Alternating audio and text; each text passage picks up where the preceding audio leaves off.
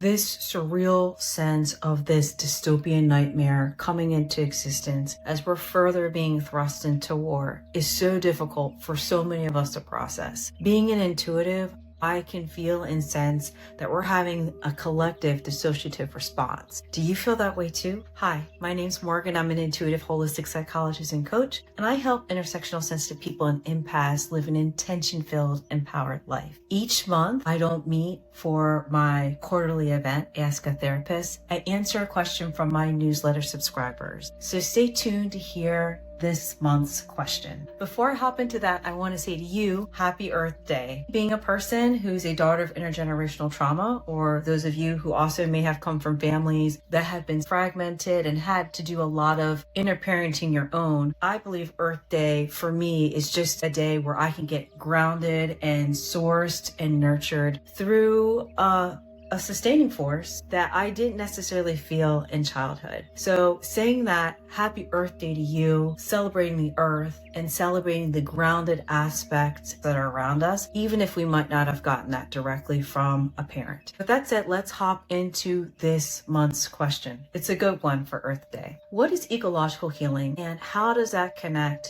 to personal, the collective, and ancestral healing? Ecological healing is that healing is interconnected, particularly among the individual, communities or communal healing, society, the land, and also our ancestors, our ancestral lineage. Whether it's indirect or it's directly connected, they're all one. It's similar to the metaphysical principle that energy can never be destroyed. It simply transforms. So let me break that down for you a little bit more. The first aspect is the individual, us. When we're healing, it's not just the content that we're aware of. It's also the content in our subconscious mind. Implicit bias, events that haven't been processed because we haven't felt or we don't feel safe yet. Also internalized societal scripts. Belief is energy. A group of people creates a stronger energy. If us as individuals aren't going about the healing work and we aren't challenging those beliefs that aren't true, we're creating false norms that create false realities that end up hurting other people. That's why it's so important that the individual heals, and we can see how that affects a group of people or a community. A lot of us in the States wonder, why is it that some people are just living in a vacuum? Well, the answer goes back to that fundamental principle. Not everybody is willing to face what people call the shadow, their shadow, or face their subconscious thoughts that may be perpetuating the way that they're living and causing pain. So the second aspect where we're all connected is community. So you just heard me talk about that a little bit before, about how belief and energy gets stronger amongst a group, even if it's false. But also us as humans, we need to do some of our healing, a lot of our healing, in groups. Even though there's people like us, empaths and sensitives, that love our solitude, we're also meant to heal together. We're meant to heal collectively. So when people bring up dating, when people bring up families, when people bring up even mutual aid, the gateway to be able to heal through those venues is you have to have enough of the individual inner work done to make you a candidate to also have interactions with other people in different ways. If we go up a tier and we're thinking about how belief is energy, we're also thinking about how energy can be solidified into something more abstract like policy, ideology, structure. So that's pretty interesting when we think about societal healing, when we have healthier pockets of communities that are challenging norms or ways of being that are incongruent with humanity. But it's also what is the cadence of time within a societal structure. Here in the States, it's capitalism. Capitalism is a divorce, is a departure from those natural body rhythms that you see when we're in nature. If we think about the decolonized version of our history, just speaking about those of us that are in the States, but this isn't applicable to those of us just in the United States. I think this happens in lots of places where colonialism is. You will always see that people, or aggressive party, we'll call it, have nefarious acts towards time. And that's because when we mess with the calendar, it's it's psychologically destabilizing. So you'll see removal of holidays, days of the week, of distancing from the natural rhythms of the body and of nature. Because again, those are the grounding, stabilizing forces, thinking about Earth Day and how I was talking about how Earth can be a parent. Again, it's a grounding, stabilizing force. The next area of ecological healing is the land. I also personally believe there's a spiritual protection for those who do truly and genuinely care for the earth in an authentic, aligned way. We're going to be thinking about what always happens to the indigenous people, the original stewards of the land.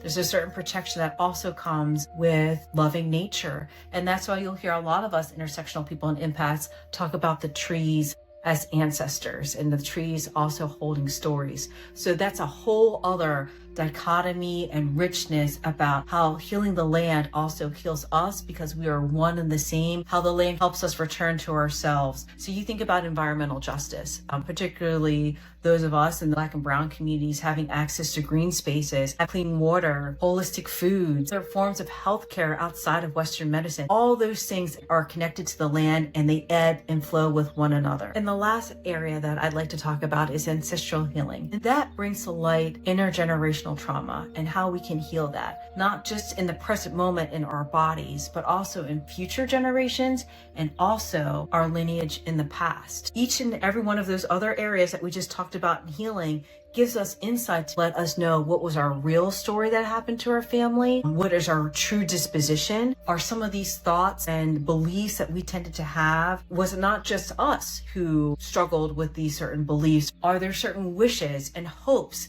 that have been over your family that have been not fulfilled, or that you tend to embody and tend to articulate in this lifetime? All those things are interconnected, particularly when we also add the factor of the land and spirituality that has to come into play when we're healing. Again, that spiritual practice and that connecting to that inner divinity and connecting to other positive forces, unseen forces in our life, whether that's love, that's hope, that's the assurance of nature, or even that's the love of loved ones who have passed before us, who want us to carry on the baton for the future. All those things are interconnected. But again, knowing what our ancestors, good ancestors' hopes and dreams were, being able to fulfill those hopes and dreams, and also reconciling the pain points that our ancestors encountered and that we still may encounter into this day, even though there may not be a clear explanation because it's hidden through society, is all interconnected with all the other pieces of ecological healing. So I hope this was helpful to you as one way to help us move about ecological healing, even though it seems complex.